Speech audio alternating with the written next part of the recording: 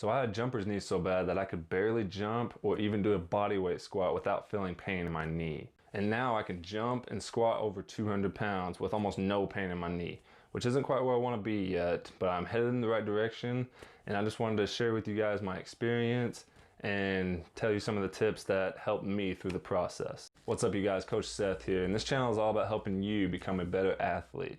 So if you're wanting to take your game to the next level, make sure you subscribe down below so you don't miss any information that I give to you guys. Let's get into this video.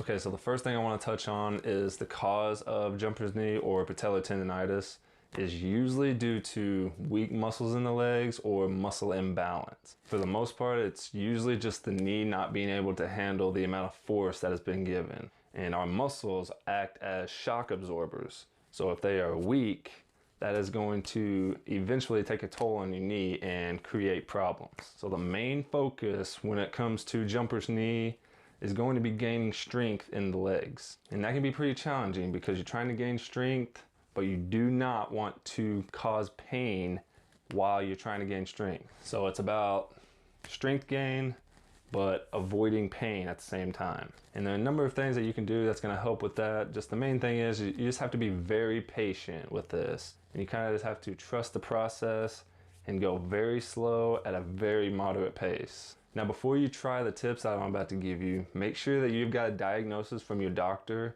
so we know exactly what we're dealing with here. Once you know exactly what you're dealing with, it's much easier to figure out what you need to do. If it's anything more than just tendonitis, these tips are not going to work. So the first things first, when you're gaining strength in the legs, when you have patellar tendonitis, is you're going to want to be super light. You want to go high reps, make sure you're challenging, but once again, just don't cause pain in the knee. If you do feel pain in the knee while you do a certain exercise, try to drop the weight. Just keep going down until you are comfortable without feeling pain.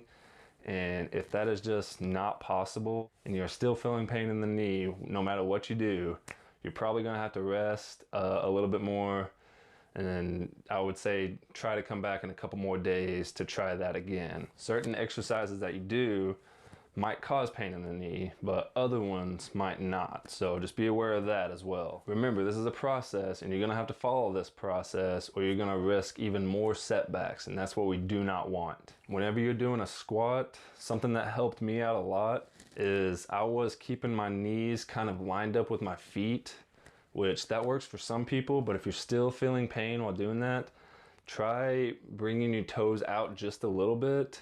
And then as you squat down, you bring your knees out. That takes so much pressure off the knees and it kind of focuses a little bit more on the glutes. Just a little bit of change like that makes a huge difference. So just keep that in mind. And for me, I had very weak hamstrings and very weak glutes. So that was my main focus, but I was still working on my quads as well. And you're going to want to mix in some unilateral exercises with your program. Single leg squats, single leg extensions, and lunges and things like that. Those are all going to be great. Just once again, make sure these things are not bothering your knee. Just make sure and be very careful with these. You're probably going to have to develop a little bit more strength in your legs before trying these, but unilateral exercises are very important, especially for injuries, because when a certain body part is injured, you start to favor that, and whenever you favor things, that can create even more problems. Next, I want to touch on recovery and workout preparation. So make sure you're doing a lot of stretching, foam rolling, and icing.